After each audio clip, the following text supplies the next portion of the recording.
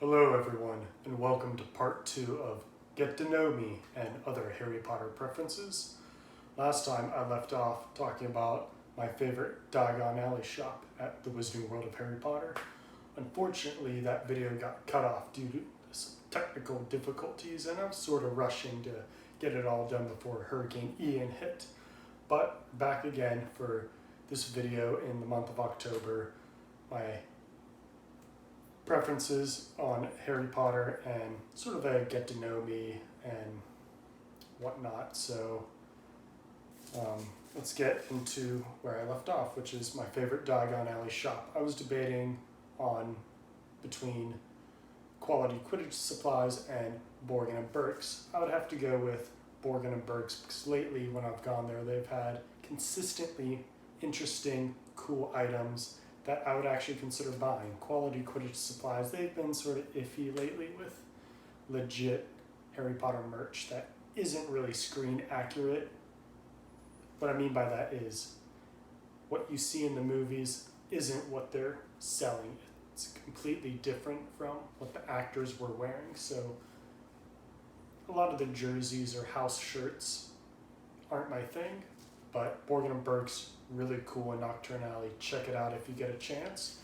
And check out Tom Felton, aka Draco Malfoy's newest book. I just picked up, very excited to start reading that. And I got mine at my local Walmart, and I'm sure you could find his book anywhere books are sold. So give that book out. It's called Beyond the Wand. So very cool stuff just from reading the inside flap and a little synopsis. Can't wait to get into that. My favorite Slytherin. So the next question is, what is my favorite Hogsmeade shop? Now, this is excluding places to eat and drink, like the Three Broomsticks and the Hogshead, because Hogshead would be number one in that scenario. But if I'm just doing the Hogsmeade shops, that is really hard. It really is a toss-up between Filch's Emporium and Honeyduke Sweet Shop. But in the end, I gotta go with my Sweet Tooth Honeyduke Sweet Shop because they sell my favorite thing that I love to collect, Harry Potter chocolate frog cards.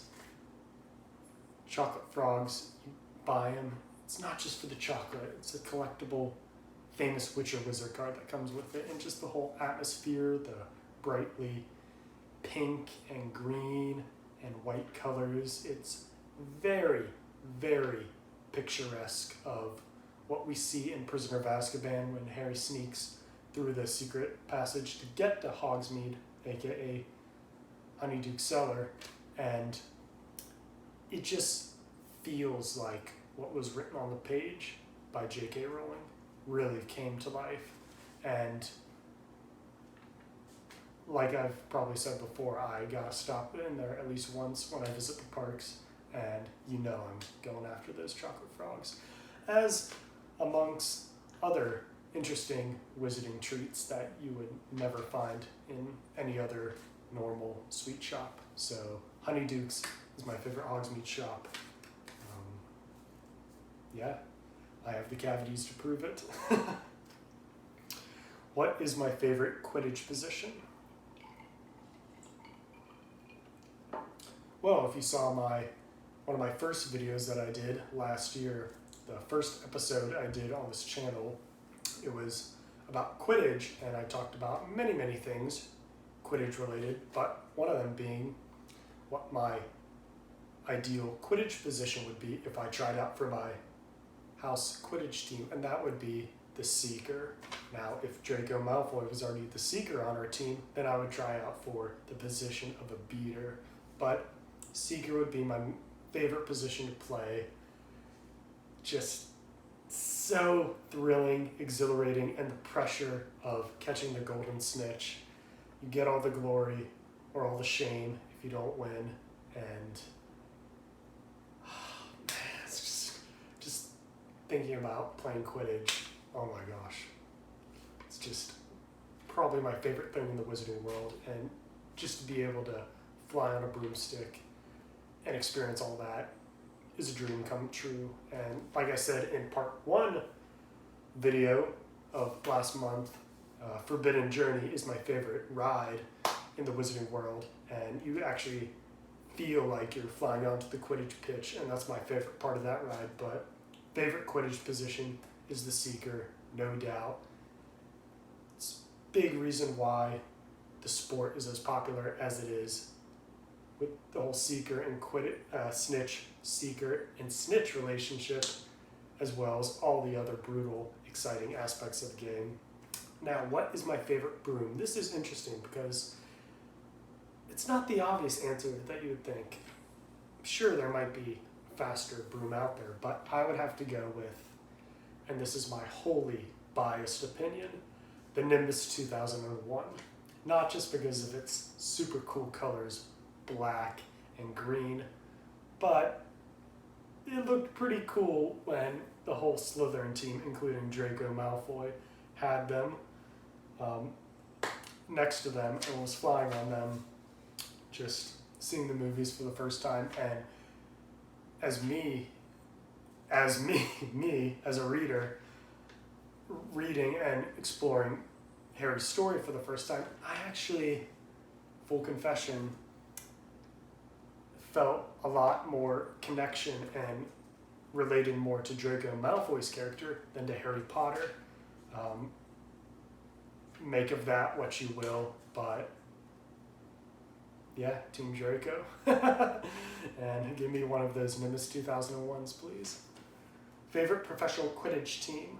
Well, I can't go Holyhead Harpies for obvious reasons. See my Quidditch video for more reference. Can't go with the Chudley Cannons. Sorry, Ron, even if they are your favorite team. I guess it would be a toss-up between Puddlemere United, which is Dumbledore's favorite team, and then the Ballycastle Bats, which, if you don't know much about them, you can read about them in Quidditch Through the Ages. You learn about their history and how many times they've won the league, and just hearing the history about that team, I would be probably a big fan of theirs, or Puddlemere United. Wouldn't be a bad team. Coming down to the end, my Ilvermorny house, that would be the Puckwudgie. Now, I read the description, their brief description on Pottermore after I got sorted, and it's the 4 houses of Ilvermorny Wizarding School have like a relation or correspond to, I guess, a different emotion or something. Like Puckwudgie is the heart and Thunderbird is like the mind or something.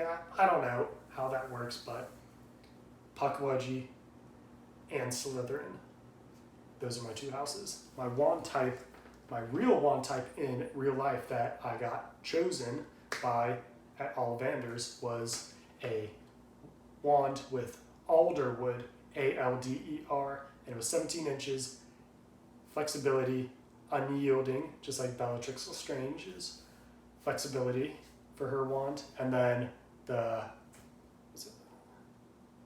core is Dragon Heartstring, that was it. And then the wood type was Hawthorn, just like Draco Malfoy's wand, so pretty cool there. Would I get an owl, cat, or a toad for Hogwarts? Probably owl. I gotta go owl. I'm not a big cat person, and toads, that's just, no, I want to be cool, you know. I want to look cool. Toads aren't cool, you know. And probably a barn owl. That's what I choose on Pottermore all the time, so barn owl. And then my Patronus. Patronus, first time I ever did it on Pottermore was a king cobra for my Patronus. Second time I took it was, oh gosh, what was it? It was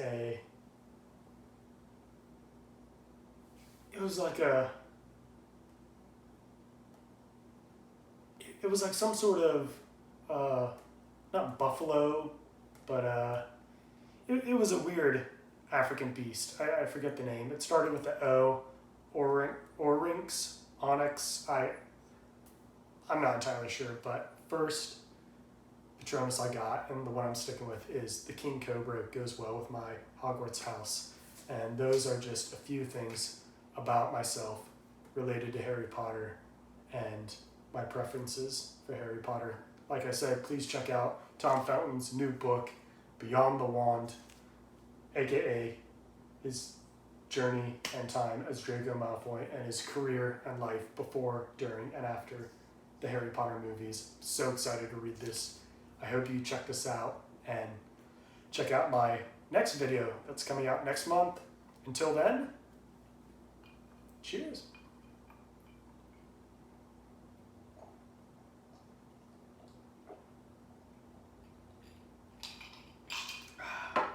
Love a good whiskey.